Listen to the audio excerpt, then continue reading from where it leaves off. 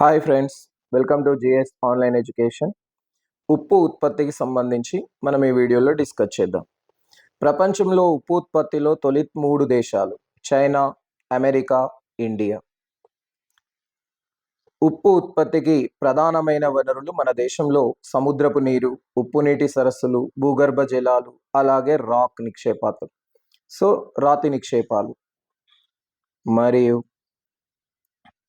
మన దేశంలో ఉప్పు ఉత్పత్తి సామర్థ్యం 1947లో 19 లక్షల టన్నులు, 2024 నాటికి 3.91 కోట్ల టన్నులకు చేరింది. 2024లో ఎగుమతుల ద్వారా 1.44 కోట్ల టన్నులు ఎగుమతి చేసి 44 కోట్ల డాలర్లను ఆదాయాన్ని ఆర్జించాం. మన దేశంలో ఉప్పు ఉత్పత్తి రకాలు Himalayan pink salt, iodide salt, అలాగే రాక్ సాల్ట్లు కలవు. అత్యధికంగా ఉప్పు ఉత్పత్తి చేసే రాష్ట్రాలు మన దేశంలో గుజరాత్, రాజస్థాన్, తమిళనాడు, ఏపీ, ఒడిశా, బెంగాల్ వంటి రాష్ట్రాలు కలవు. ఆంధ్రప్రదేశ్లో ఉప్పు ఉత్పత్తి చేసే ప్రాంతాలు నౌపీడ, శ్రీకాకుళం, చినగంజాం, ఇస్కపల్లి, కాకినాడ, కృష్ణపట్నం మొదలైన ప్రాంతాలలో ఉప్పు ఉత్పత్తి చేస్తున్నారు.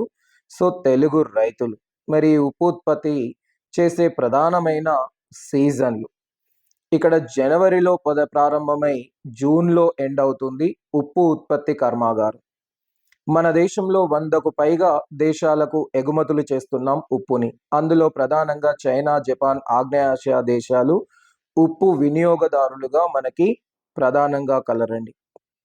అలాగే మరి ఉప్పు వినియోగం ఎక్కువ మొత్తంలో దేనికి వినియోగిస్తున్నారు అంటే ఉప్పు వినియోగం పరంగా చూస్తే గృహ అవసరాల కోసం 30% ఉప్పును వినియోగిస్తున్నారు మన దేశంలో.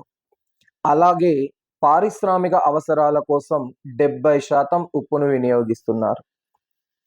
మరి మన రాష్ట్రంలో ఆంధ్రప్రదేశ్లో 20,000 కటారీలు అంటే ఉప్పు తయారీ కర్మాగారాలు కలవు.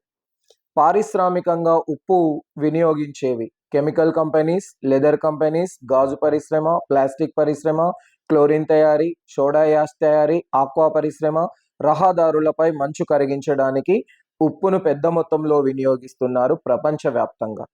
2030 నాటికి ఉప్పు వినియోగం 4,000 మెట్రిక్ టన్నులకు పైగా పెరగనుంది. ఇక మన దేశంలో iodide salt, Himalayan pink salt, అలాగే రాక్ సాల్ట్లని రీప్రాసెస్ చేసే ప్రక్రియలు ఈ విధంగా ఉన్నాయి. Okay, thank you friends. ఇలాంటి మరిన్ని వీడియోల కోసం మన ఛానల్ని సబ్స్క్రైబ్ చేసుకోండి, రెగ్యులర్గా ఫాలో అవ్వండి. Thank you very much. ఇలాంటి వాల్యుబుల్ ఇన్ఫర్మేషన్ మరింత షేర్ చేస్తాను.